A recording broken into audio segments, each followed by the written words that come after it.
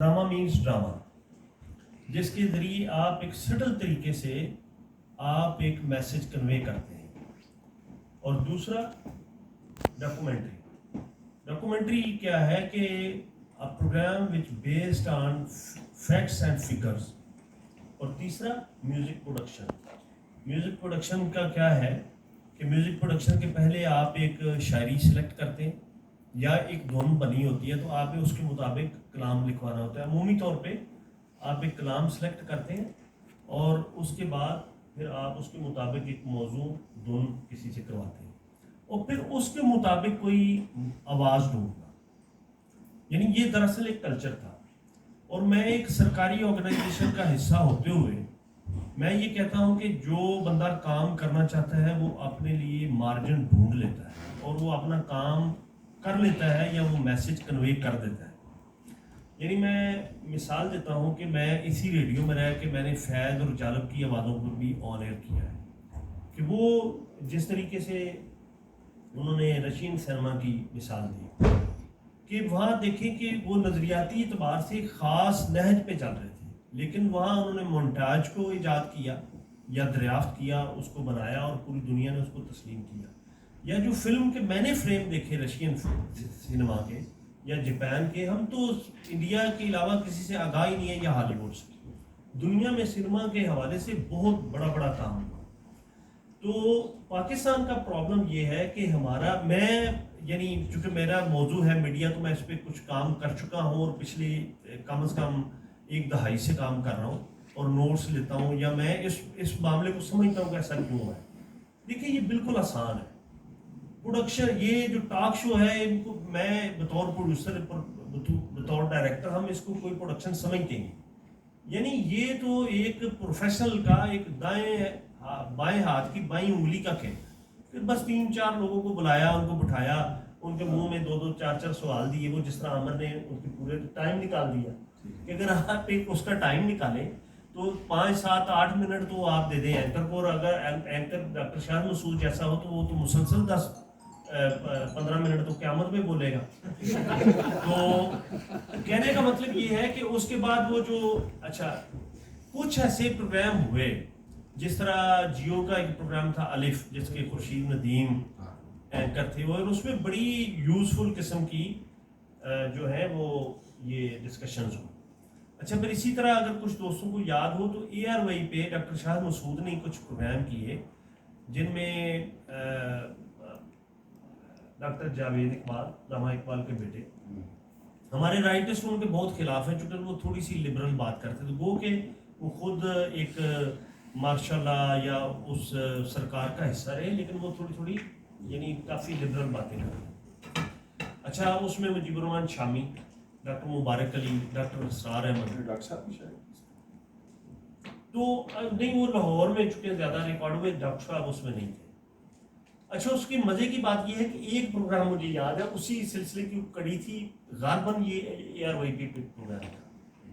اس میں عابد حسن منٹو تھے اور ڈاکٹر لال خان تھے اور یہ ہمارے جو ان کے بارے میں نے ایک لائن لکھی ہے کہ ان کو سن کے یا پڑھ کے ایسے لگتا ہے کہ یہ بہت جلد کوئی آفاقی دعویٰ کر بیٹھیں گے حضرت اوریا مقبول جان صاحب.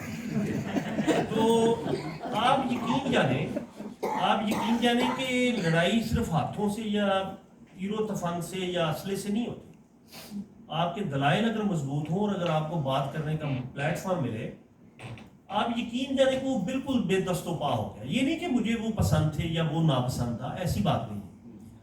اسی طرح جو ڈسکشنز وہاں ہوئیں الف پروگرام کی میں جو بات کر رہا ہوں یا ان پروگراموں کی، اصل میں یہ ہے کہ ایک تو ٹیسٹ ڈیولپ کر دیا گیا ہے. یعنی ٹیسٹ آپ یہ دیکھیں نا کہ جس طرح کلاسیکل میوزک ہے آپ تصور کر سکتے ہیں کہ کوئی بندہ میوزک سنتے ہوئے رو بھی سکتا ہے. میں نے ایسے پروڈیوسر کو دیکھا ہے کہ جو استاد سلامت علی خان کے بیٹے استاد شرافت علی خان کو دیکھ کے تو میں نے کہا کہ یہ کیسا پروڈیوسر رو رہا ہے اور نظر نکال کے 500 روپیہ دے رہا ہے. اور یا یہ کہ کہا جاتا ہے کہ فلانی آرٹسٹ نے فلاں بوڑھے بابے سے کیوں شادی کر لی.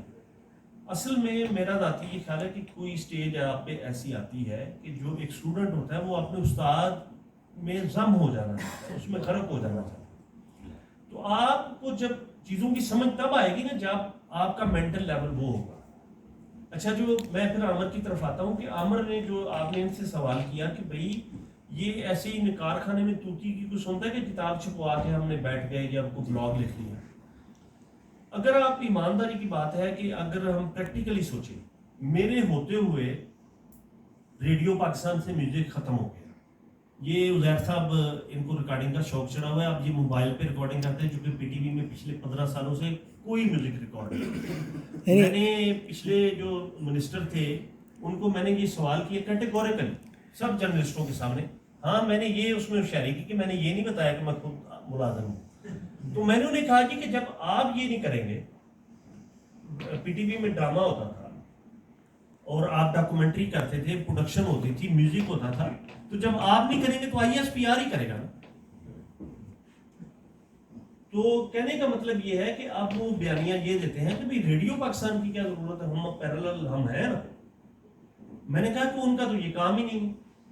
تو ان کا اس نے سمپلی کہا کہ جی یہ اسٹیٹ کا کام نہیں ہے, یعنی میوزک پروڈکشن کرنا. میں نے حالانکہ اس میں یہ کہا کہ آپ یہ دیکھیں کہ عام جو گاؤں دیہات کا ایک ینگ اسٹوڈنٹ ہے, اس کو ایک پلیٹ فارم ملتا ہے, وہ ریڈیو پہ آتا ہے, ٹی وی کے چھوٹے موٹے پروگرام میں آتا ہے, اس کو حوصلہ ملتا ہے کہ میں یہاں آ سکتا ہوں. ایک گانے والا اس کو ایک موقع ملتا ہے تو اس سے لوگ آتے ہیں. تو کہنے کا مطلب یہ ہے کہ یہ بڑا آسان اور فارمیٹ ہے پاپولر کہ 3 لوگوں کو بٹھایا. وہ دیکھیں جو اینکرز ہیں وہ تو سیلیبریٹی کا رول جو ہے وہ اپنا چکے ہیں, کیونکہ وہ ایک مالک کے لیے یہ ہے کہ ڈاکومنٹری پہ اس کو پیسہ لگانا پڑتا ہے, اس پہ ٹائم لگانا پڑتا ہے, اس پہ ریسرچ کرنی پڑتی ہے.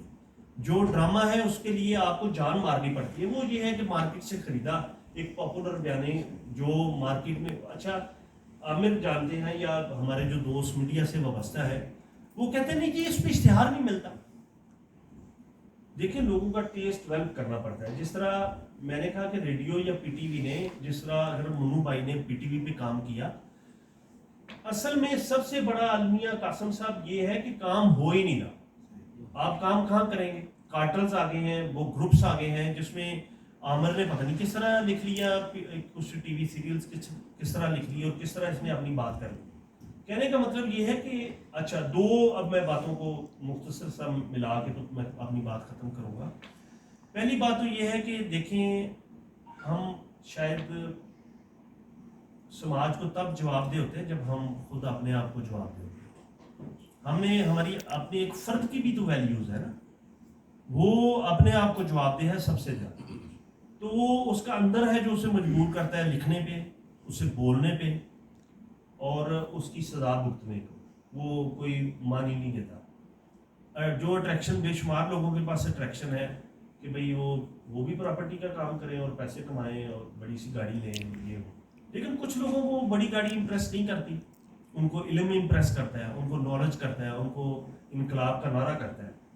تو کہنے کا مطلب یہ ہے کہ میں جو جن دنوں میں دہشت گردی اپنے عروج پہ تھی اور خودکش حملے, میں کہتا تھا کہ یہ بڑی خوش قسمتی ہے ہماری اور ان کی بدقسمتی کہ وہ پڑھتے نہیں ہیں. اگر وہ پڑھیں تو سب سے پہلے وہ کتابوں کی دکانوں پہ خودکش حملے کریں. تو کہنے کا مطلب یہ ہے کہ جو آرٹسٹ ہے, جو فنکار ہے, جو رائٹر ہے, جو دانشور ہے, جو سوچنے سمجھنے والا ہے, وہ اپنا کام کرے. گو کہ دوسری سائڈ پہ اسپیس نہیں ہے آرٹ کے لیے, فن کے لیے, لیکن یہ کہ ہم جیسے سرفروں کو اپنا کام کرتے رہنا ہے. اور پرویز رول بھائی جیسے لوگوں کو, ڈاکٹر مبارک علی کو, ڈاکٹر مہدی حسن اللہ کو پیارے ہو گئے, لیکن یہ کہ ایسے لوگوں کا کام زندہ رہتا ہے, وہ مشل راہ رہتا ہے. اور مارکس جیسے جو لوگ ہیں وہ جو انہوں نے مشل روشن کی ہے, ان کو عامر رضا جیسے لوگ دیوانے لے کے آگے بڑھتے ہیں. بہت شکریہ جی. سوالات ہم لے لیں.